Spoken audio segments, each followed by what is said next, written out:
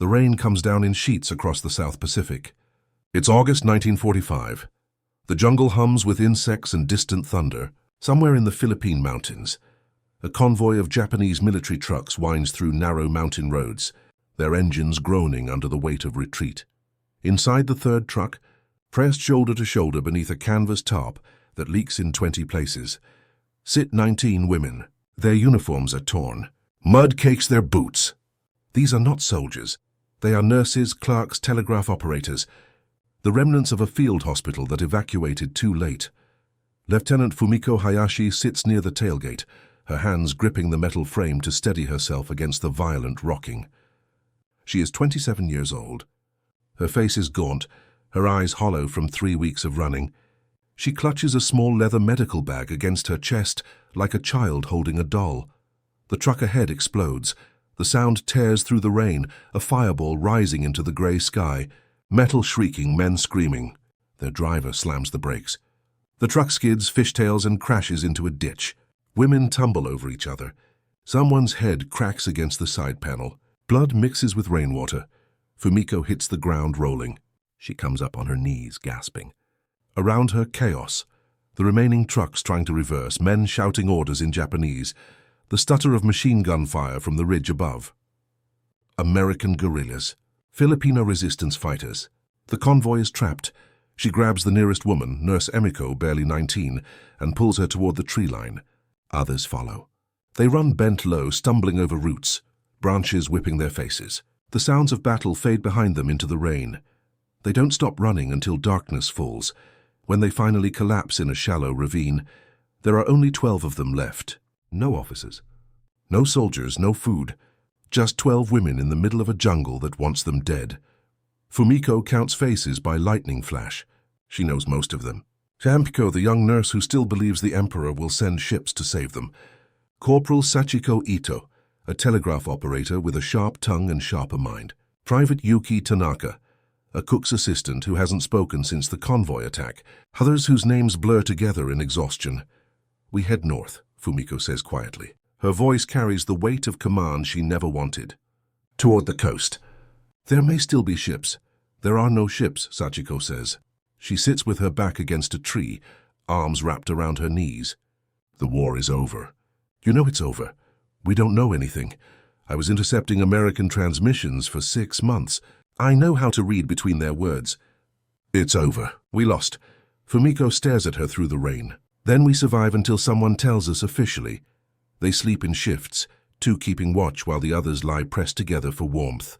Fumiko doesn't sleep. She sits with her medical bag open, taking inventory by touch. 3 rolls of bandages, half a bottle of iodine, 6 morphine syrettes, a scalpel, needle and thread. Not enough to save anyone from anything serious. Dawn comes grey and oppressive. They move north, following ridgelines to avoid patrols. They eat nothing. They speak less. By midday, Yuki collapses. Fumiko checks her pulse, fast, thready. Dehydration, starvation, shock. We need to find water, Emiko whispers. We need to find shelter, Sachiko counters. We need to surrender, someone says. The voice comes from the back. Private Keiko Sato, a payroll clerk who has been crying quietly since yesterday. No. Fumiko's voice cuts like a blade. They'll kill us if we surrender. You know what they say about Americans? They torture prisoners. Be quiet. My brother told me stories before he shipped to Guadalcanal, what the Americans do to captured women. I said be quiet. The group falls silent. Fumiko realizes her hands are shaking. She forces them still. We don't surrender, she says quietly. We survive. That's the only order that matters. But survival becomes harder by the hour. On the 3rd day, they find a stream and drink until their stomachs ache. On the 4th day, they eat leaves and roots that make half of them vomit. On the 5th day, they hear engines. They freeze in a bamboo thicket. The sound grows louder. Not Japanese trucks, but something heavier, more mechanical. Through gaps in the foliage, Fumiko sees them. American tanks rolling down what used to be a Japanese supply road. Jeeps following behind. Soldiers in unfamiliar helmets perched on the vehicles, rifles across their laps, looking relaxed. Victorious. The convoy passes. The women wait an hour before moving. But now they know the Americans are everywhere. The island has changed hands. There is nowhere to run. That night, Sachiko speaks the truth none of them want to hear. We're dying out here. Look at us. Yuki can barely walk. Keiko has fever. We haven't eaten real food in 6 days. Another week and we'll all be corpses in this jungle. What do you suggest? Fumiko asks coldly. We surrender. We take our chances with the Americans. They will rape us. They will torture us. Every woman in this unit knows the stories. Stories, Sachiko says. Propaganda. Do you still believe everything Tokyo told us? The Americans are monsters. The Emperor is divine. The war is righteous. She leans forward, her eyes blazing in the firelight. I listened to their transmissions every day for 6 months. They talked about baseball, about letters from home, about missing their mothers. They sounded human. Maybe they are. Maybe they were lying. Maybe we were. Fumiko turns away. She cannot afford doubt. Doubt kills. But 2 days later, the decision is taken from her. They are crossing an old logging road when the patrol appears. 6 American soldiers, young men with dust on their uniforms and cigarettes dangling from their lips. For a frozen moment, both groups stare at each other in mutual shock. Then one of the Americans raises his rifle. Hands up. Hands up now. The women freeze.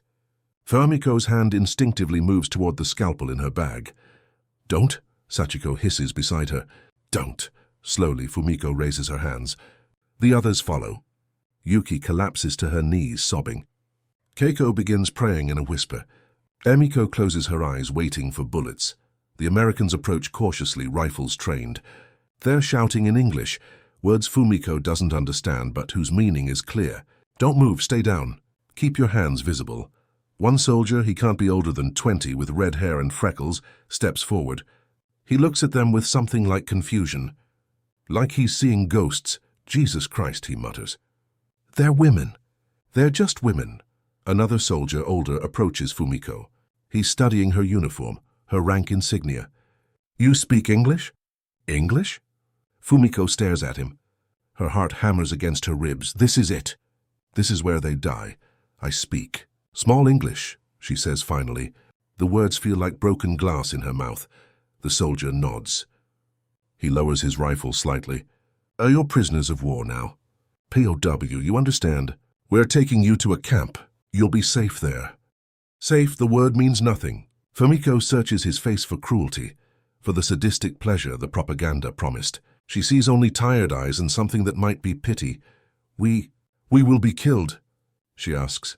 The soldier looks genuinely confused. Killed? No, you're prisoners. We don't kill prisoners. He turns to his squad.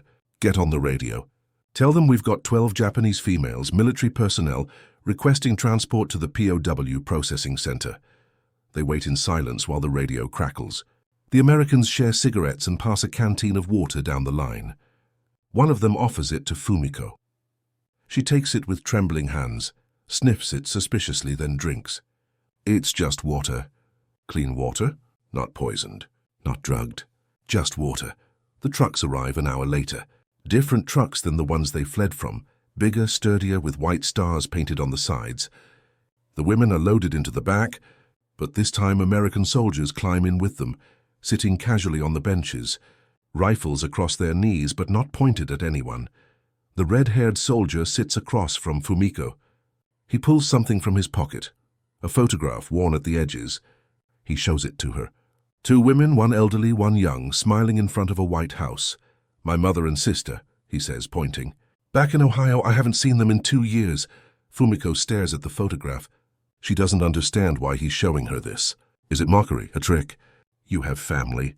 He asks gently. After a long silence, Fumiko nods.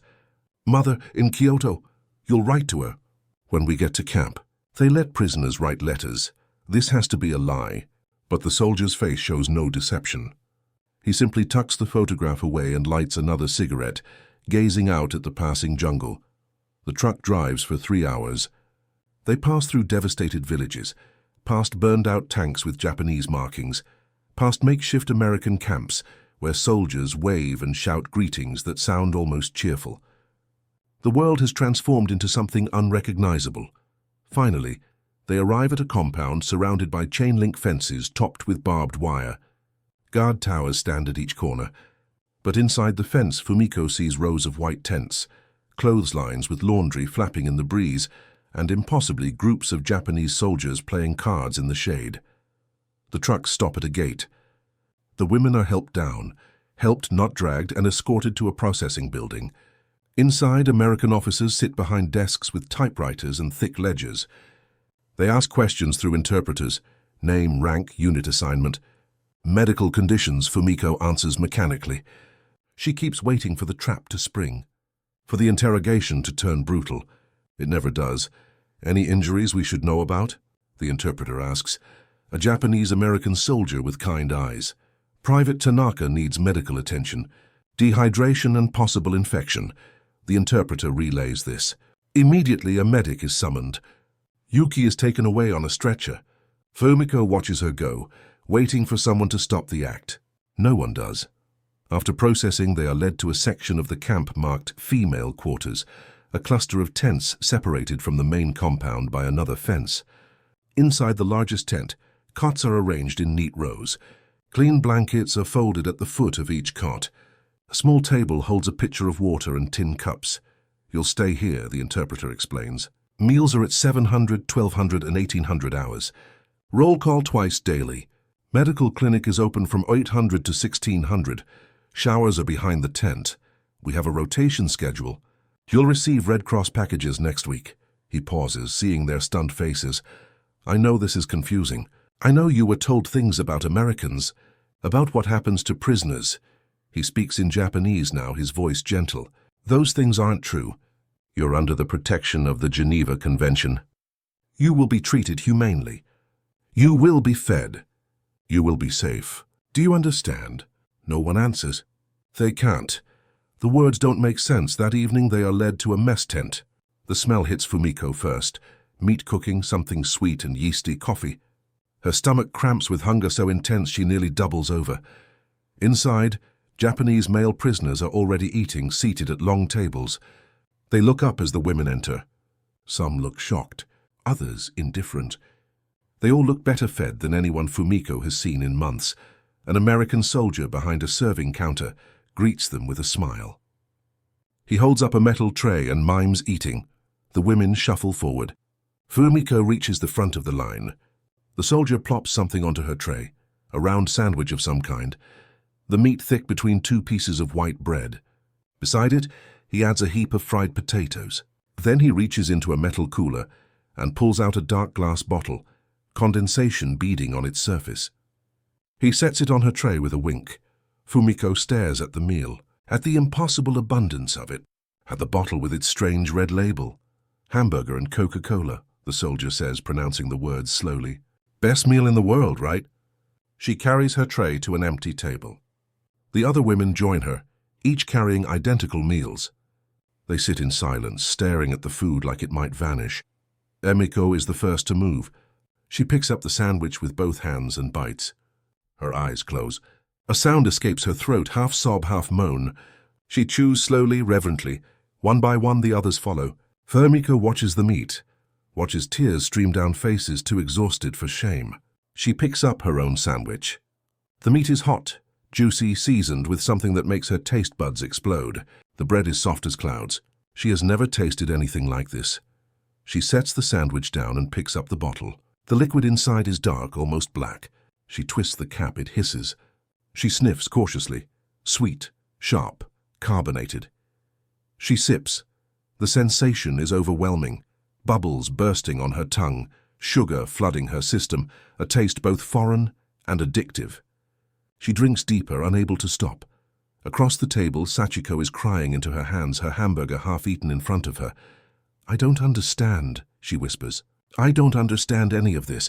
Neither does Fumiko. They were promised death. They were promised torture. Instead, they have been given hamburgers and Coca-Cola. That night, lying on her cot beneath a clean blanket, Fumiko stares at the tent ceiling and tries to reconcile reality with everything she was taught. The Americans are the enemy. The enemy is cruel, savage, inhuman. But the enemy just fed her better than her own army fed her in 2 years of service. Something inside her cracks. Not breaks, not yet, but cracks.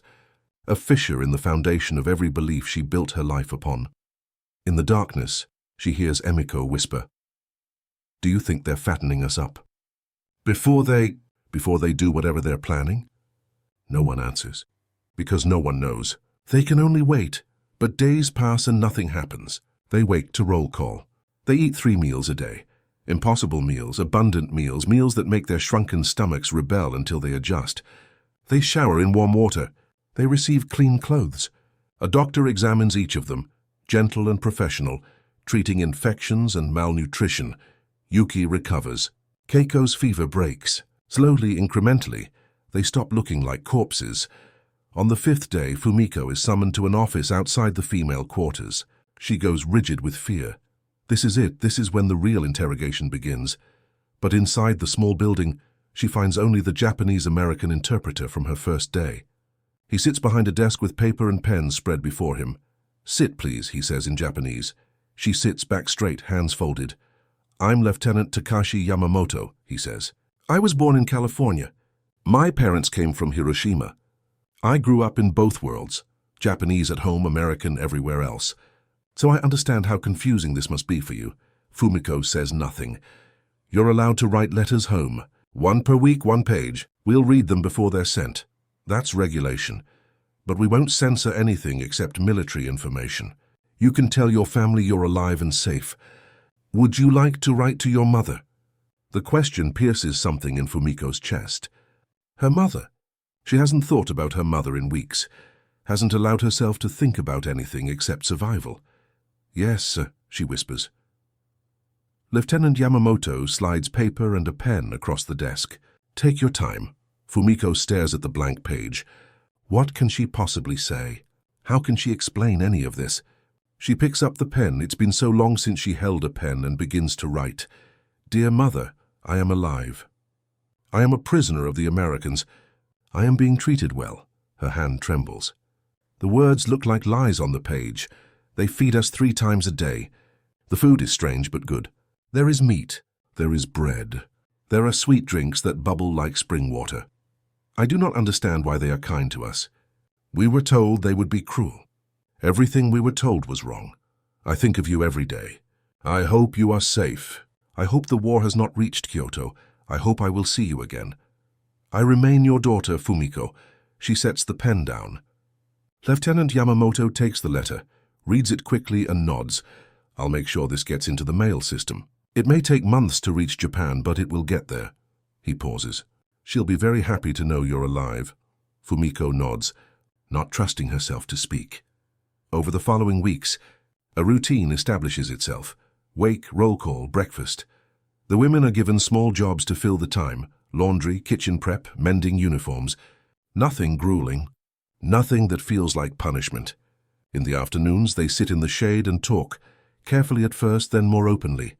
"My father is a schoolteacher," Emiko says one day. "He taught me that the emperor was descended from the sun goddess, that our people were chosen by heaven, that to die for the emperor was the highest honor." She pulls at a thread in her sleeve. "Do you think he believed it? Or was he just teaching what he was told to teach?" "Does it matter?" Sachiko asks.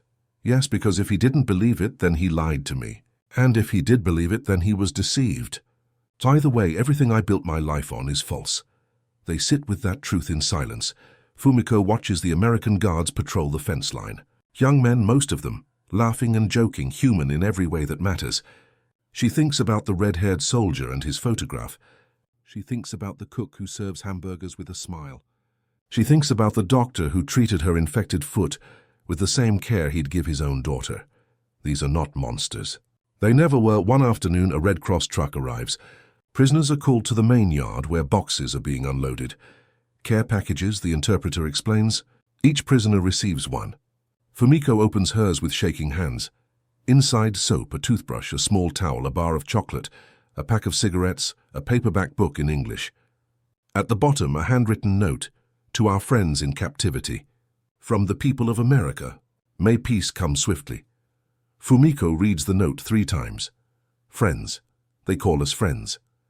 She breaks the chocolate bar into 12 pieces and shares it with the women in her tent. They eat slowly, savoring every molecule of sweetness. It tastes like a world they never knew existed, a world where enemies can be kind, where compassion exists beyond borders, where humanity transcends uniforms. "I was wrong," Keiko says suddenly. She's sitting on her cot, holding her piece of chocolate like a precious jewel. I thought they would hurt us. I thought we'd be better off dead. I was wrong. We were all wrong, Sachiko says quietly. Every one of us. That night, Fumiko dreams of her mother's house in Kyoto. In the dream, she is young again, sitting at the low table while her mother serves tea and speaks of duty, honor, and sacrifice. But when Fumiko looks up, her mother's face is sad. Did you know? Fumiko asks in the dream. Did you know they were lying to us? Her mother pours tea with steady hands. I knew only what I was told to know. Just as you did. We were all children, believing in stories. Fumiko wakes with tears on her face. The weeks blur into months. Summer turns to autumn. News filters through the camp. Japan has surrendered unconditionally. The emperor has spoken on the radio for the first time in history, telling his people the war is over. Cities have been destroyed by bombs of unimaginable power. The world is broken and must be rebuilt. Some prisoners take the news with despair, some with relief. Fumiko feels only numbness. Everything she was has been hollowed out, leaving a shell that must now be filled with something new.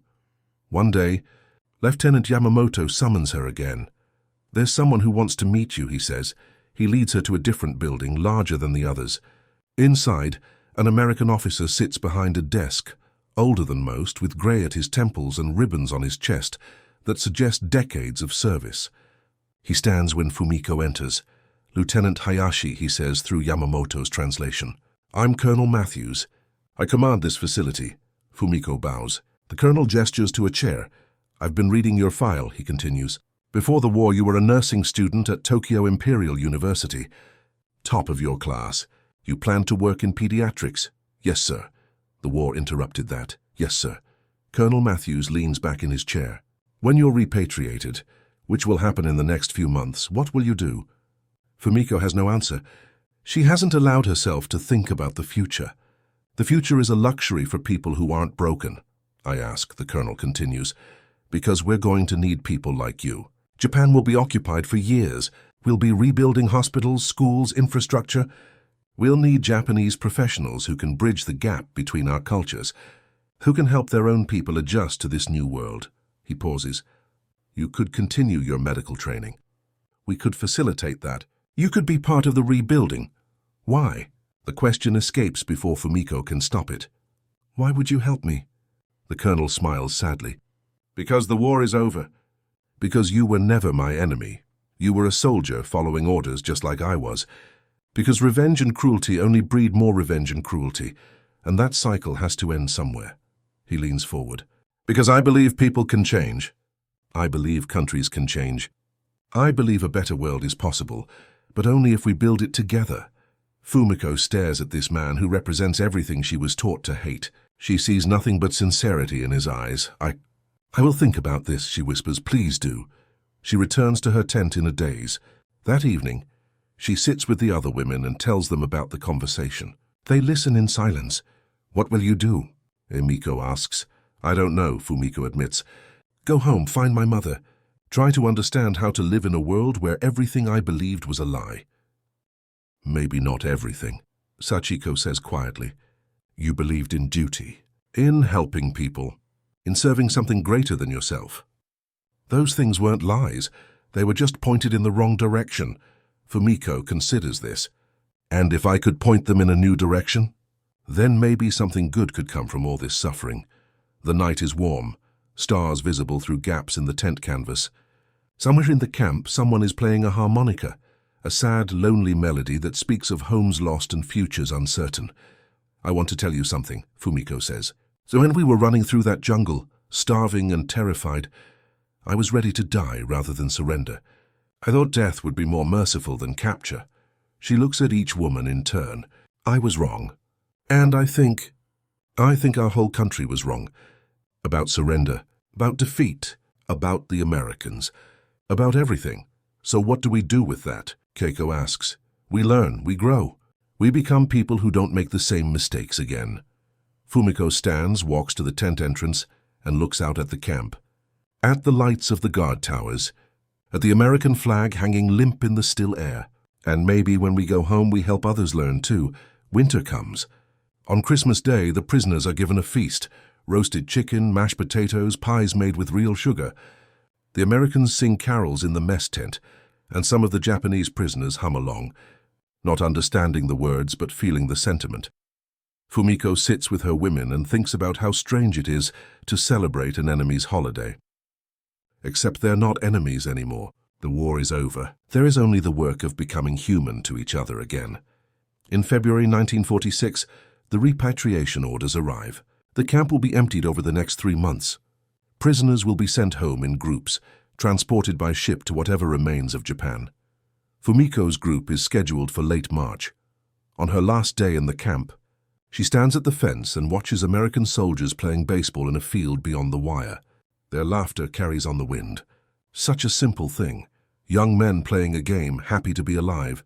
Lieutenant Yamamoto approaches. He's holding a folder. "Your discharge papers," he says, and a letter of recommendation from Colonel Matthews. It states that you served with honor and should be given every opportunity to continue your education. He hands her the folder. There's also something else. He gives her a second envelope, smaller. Fumiko opens it. Inside is a photograph. Her and the 11 other women, taken the day after they arrived at the camp. They look like ghosts in the image, hollow-eyed and skeletal. She barely recognizes herself. "I thought you might want to remember where you started," Yamamoto says, "so you can appreciate how far you've come." Fumiko studies the photograph. "May I ask you something?" "Of course. You said you grew up in both worlds, Japanese and American. Which one are you loyal to?" Yamamoto considers this. "I used to think I had to choose. That loyalty could only flow one direction. The camps taught me different. The internment camps where they put Japanese Americans like my family at the start of the war. I learned that governments can be wrong. Causes can be unjust. Flags and anthems can lie." He looks at her directly. "I'm loyal to people now. To decency. To the idea that we're all just humans trying to survive on this rock. And we'd do a lot better if we stopped drawing lines and building walls. That's a dangerous philosophy. Maybe, but it's the only one that leads to peace. The ship that takes them home is American, crewed by American sailors who treat the repatriates with professional courtesy. The voyage takes 2 weeks. Fumiko spends most of it on deck, watching the ocean and thinking about hamburgers and Coca-Cola, about kindness from unexpected sources, about the way propaganda dissolves when confronted with human decency. When they reach Japan, the devastation is worse than anything she imagined. Cities reduced to ash, people living in rubble, children with hollow eyes begging for food. This is what defeat looks like. This is what happens when ideology runs headlong into reality and shatters. Fumiko makes her way to Kyoto. The city was spared bombing, but it still carries the weight of loss. Widows in black, amputees on street corners, the silence of a nation in mourning. Her mother's house is still standing. When Fumiko knocks on the door, it opens, and her mother, smaller than she remembered, grayer, more fragile, stares at her as if seeing a ghost. "Fumiko?" "I'm home, Mother." They hold each other in the doorway and weep for all the years stolen, all the lies believed, all the suffering that could have been avoided. That night, over tea and rice, Fumiko tells her mother everything. About the jungle, about the capture, about the camp, about hamburgers and Coca-Cola, and Americans who called her a friend. Her mother listens without interrupting. When Fumiko finishes, silence fills the room. "I'm glad you survived," her mother says finally. "I'm glad you learned what you learned. And I'm glad you came home to tell me." She pours more tea with steady hands. Now comes the harder part. What's that? Living with the knowledge. Building a life in a country that must face its own lies. Helping others understand what you now understand. Her mother looks at her with ancient eyes. The war is over, but the work of peace has just begun. And it will be harder than any battle. Fumiko thinks of Colonel Matthews's offer, of continuing her medical training, of helping rebuild a nation from its ashes. "I want to go back to university," she says. "I want to become a doctor. I want to help people heal." Her mother smiles, the first real smile Fumiko has seen in years. "Then that's what you'll do." Over the following months, Fumiko applies to programs, presents her letters of recommendation, and eventually gains admission to a medical school rebuilding its curriculum. She studies harder than ever, driven by purpose that finally makes sense. She keeps the photograph from the camp in her textbook. the ghost-faced women who survived impossible odds. She keeps Colonel Matthews' letter in her desk. And sometimes late at night when the studying feels overwhelming, she closes her eyes and remembers the taste of that first hamburger, the sweetness of Coca-Cola, the shock of kindness when she expected cruelty. Years pass. Fumiko becomes Dr. Hayashi. She works in a children's hospital, treating the next generation, the ones who will inherit this rebuilt world. She never forgets where she came from, never forgets what she learned. On a spring day in 1955, 10 years after the war ended, she receives a letter from America. The return address is unfamiliar. She opens it carefully. Inside, a short note. Dr. Hayashi, you don't know me, but I was one of the soldiers who guarded your camp in the Philippines. I recently learned you completed your medical degree and are practicing pediatrics. I wanted you to know how much that means to those of us who believed the war didn't have to destroy everything, that some good could come from the ashes.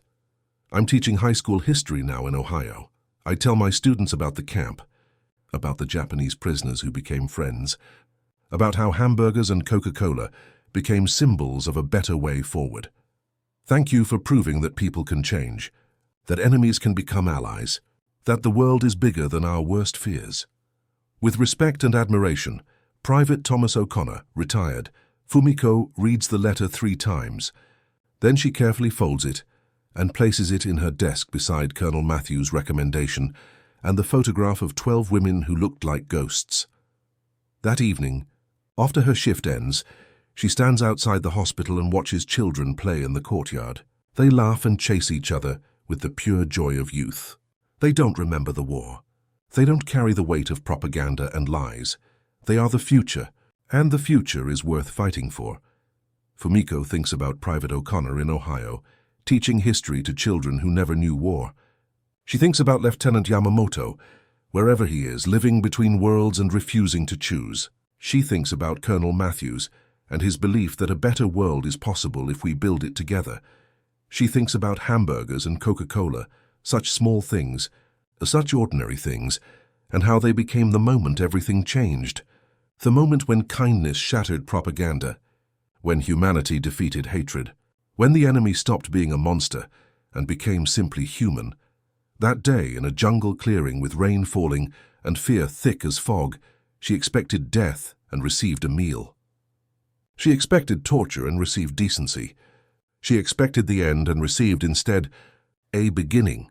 The lesson took root in her bones and grew into purpose, that mercy is stronger than vengeance, that compassion transcends borders, that the only true victory is the one where everyone survives to build something better together.